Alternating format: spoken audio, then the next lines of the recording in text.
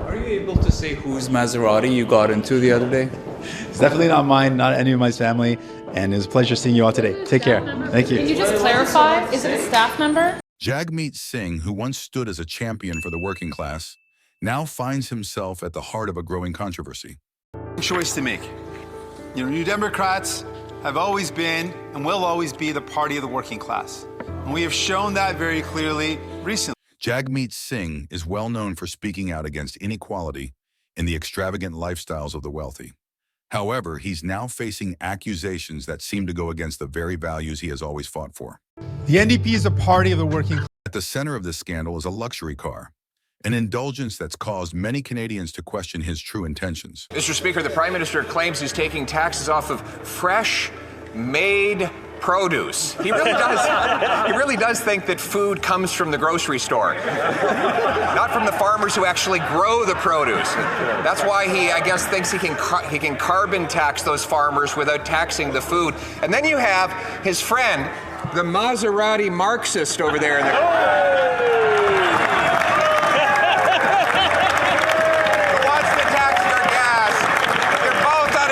Canadians are out of money. How about a carbon tax election?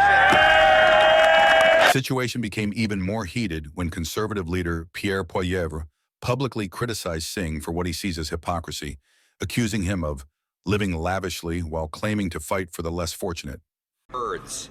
Canadians want to fire that costly prime minister. His MPs want to fire that costly prime minister. The only one keeping him in power is the NDP leader, who again says the Liberals are too weak, too selfish, and too beholden to corporate interests to fight for people. Oh, and now they're complaining that Canadians might choose me if there were an election. That's not their choice. It's not my choice. It's not any of their choices. That's the decision of the Canadian people. So why doesn't he turn the decision over to the people who run this country, Canadians, in a carbon tax election? This unexpected turn of events only intensified the scrutiny on Singh, thrusting the scandal into the public eye. With new investigative findings coming to light and public outrage growing, the situation quickly escalated from quiet rumors to a full-blown political storm. Relief. Well, the Liberal relief is temporary, and the checks excluded seniors and people living with disabilities. And then we saw the true colors of Pierre Poilievre. It's turned out that he actually doesn't want any tax cuts for the middle class. He only wants a tax cut if it helps his billionaire buddies, because he voted against a GST holiday.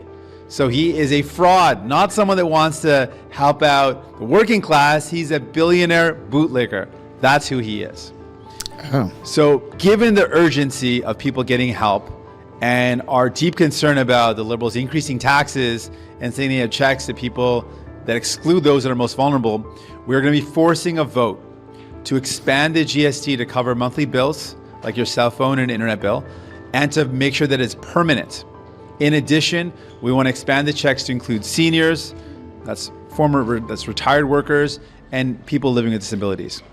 We need to see this relief that's permanent. We need to see it expanded. We need the working class to get some real supports, and that's why we'll be forcing this vote. Jagmeet Singh has built his image as a down-to-earth politician, fighting for the average Canadian. His platform has focused on addressing income inequality, criticizing the wealthy elite, and opposing wasteful spending. This carefully crafted persona resonated with many working-class voters who saw him as one of them. No, there is hope. We can dream bigger and better. As Prime Minister, I will take power from the CEOs and give it back to you, the working class. However, rumors soon began to circulate that Singh owned an expensive car, something that seemed at odds with the message he had been promoting. Initially, these whispers were brushed off as baseless gossip, with many thinking it was simply an effort to undermine him. But as the claims gained momentum, doubts started to creep in, prompting journalists and political analysts to take a deeper look. The food. And then you have his friend, the Maserati Marxist over there. Investigative reports revealed that Singh owns a Tesla Model S Plaid, a car valued at nearly $200,000. To put this into perspective, the average Canadian earns just over $54,000 a year. This revelation stands in sharp contrast to Singh's image as a politician advocating for those struggling financially. Can I ask you, the Conservatives are criticizing you for driving a Maserati. Is that your He laughs at And that. what do you make of their criticism? The conservatives are silly. They do silly things all the time. They lie all the time. They don't care about the truth. They know that they're lying and they'll do it anyways. What I'm concerned is about people getting relief. What Pierre Poilievre is concerned about is playing games in the House. And one of the things that No, not at all. It's not mine at all. It's someone else's. So what has become very clear Whose? that the conservatives would love to just lie about whatever, make up whatever, but the facts in front of people are, they cut or they voted against giving people a break. They voted against. I have nothing to do with it. I was not driving it. I have nothing to do with it. When Singh was confronted about the car, he denied owning it, calling the allegations a misunderstanding. However, his response did little to calm the storm. Instead, it gave his critics even more fuel to question his credibility and whether his public persona truly matched his private choices. Reporters didn't stop at his denial. Armed with documents and receipts, they revealed the truth about his expensive purchase. The evidence was clear, unraveling Singh's claims and exposing contradictions in his statements. This controversy underscores a major contradiction between Singh's lifestyle and his supposed commitment to wealth equality. After all, driving a luxury car worth almost $200,000 directly clashes with his criticism of excessive spending and the elite. The real question is, how can someone who claims to fight for the working class live like this? While indulging in such luxury, the controversy surrounding Jagmeet Singh has sent shockwaves through his party, leaving the NDP scrambling to manage the fallout.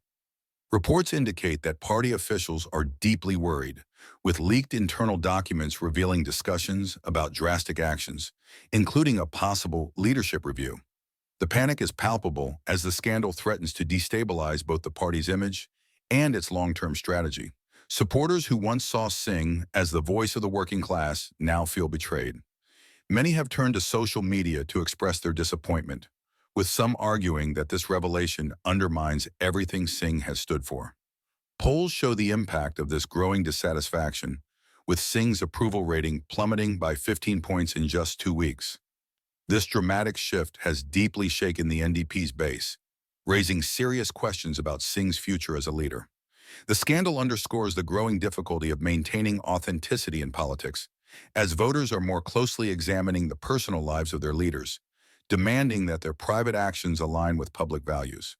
Singh's luxury car controversy has sparked broader debates about whether political figures can truly represent ordinary citizens while enjoying personal privileges.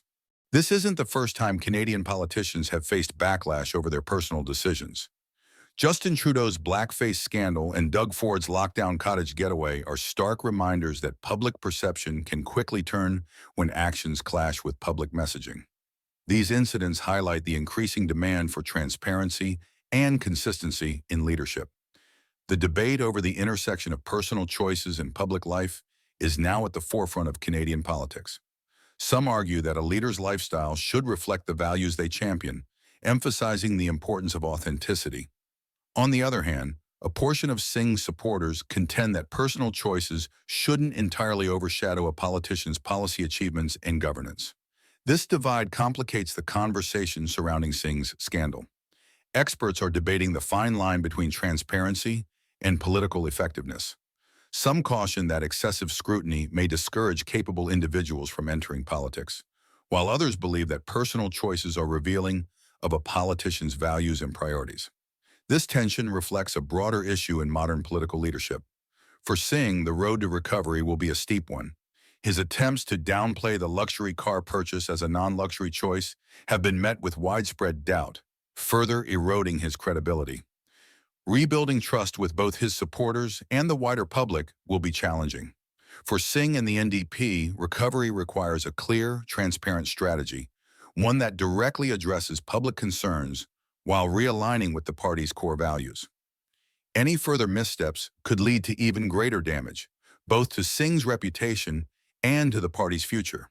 Ultimately, this scandal has sparked a broader conversation about authenticity in Canadian politics. Voters are demanding higher standards, greater accountability, and more transparency from their leaders.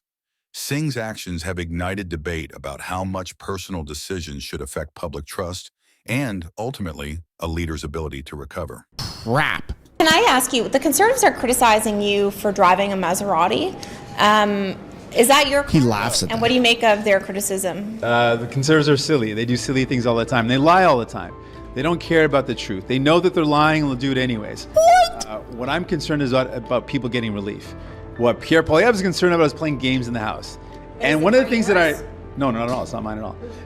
It's someone else's. So what has become very clear Whose? that the conservatives would love to just lie about whatever, make up whatever, but the facts in front of people are, they cut or they voted against giving people a break. They voted against. I have nothing to do with it. I was not driving it. I have nothing to do with it. The growing tension between personal and public life has become one of the defining challenges of modern politics. As the lines between the two continue to blur, political leaders must navigate a more unforgiving landscape where every decision is closely scrutinized. Singh's controversy is a clear example of how quickly public opinion can shift when a leader's actions seem to contradict their messaging. But the implications of this scandal go beyond Singh's immediate problems. It forces Canadian voters and politicians to reconsider what it truly means to lead with integrity. The balance between personal choices and political values will undoubtedly remain a contentious issue in the years ahead. Singh's luxury car scandal has not only reshaped the way people see him as a leader. It wasn't just the car that made the whole situation. This was especially true for those who felt that Singh's actions betrayed the values he claimed to represent. What makes this incident particularly interesting is the broader political narrative it feeds into. In Canada, the gap between the rich and poor has been widening. What are your thoughts on this issue?